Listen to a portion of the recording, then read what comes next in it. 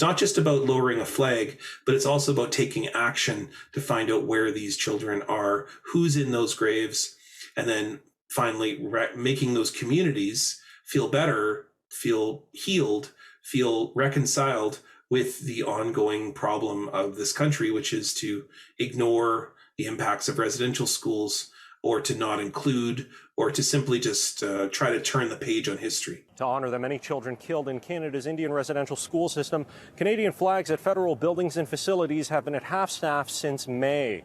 But the federal government says it's preparing to raise them once again ahead of Remembrance Day. In a statement, the federal government says flags will return to full mast at sunset on Sunday before being lowered for Indigenous Veterans Day on the 8th. The flags will go up again that night before being lowered on the 11th. Flags are traditionally lowered to honor Canadians who have served in our armed forces on Remembrance Day.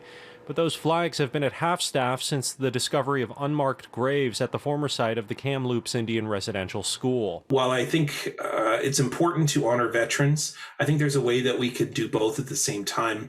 Because if we think of those little children fighting for their language, fighting to remember their parents, fighting to show love to one another, they are in very much warriors as well. In a statement, Assembly of First Nations National Chief Roseanne Archibald suggested raising the Every Child Matters flag alongside the maple leaf on November 7th before being lowered for Indigenous Veterans Day on the 8th.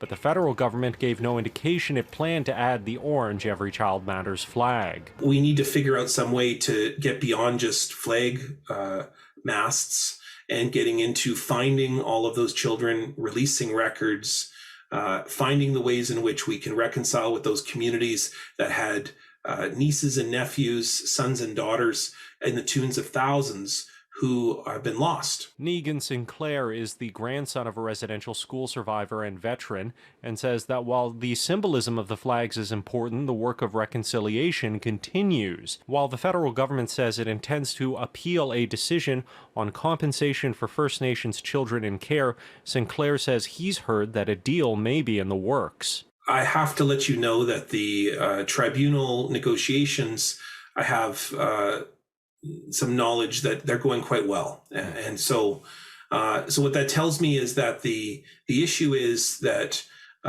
they've never come to the table together to discuss on what the solution might be. It's only therefore been fought in the courts and in the public. So I want to be hopeful for this Human Rights Tribunal negotiation for compensation for children. In Ottawa, Xiaoli Li, City News.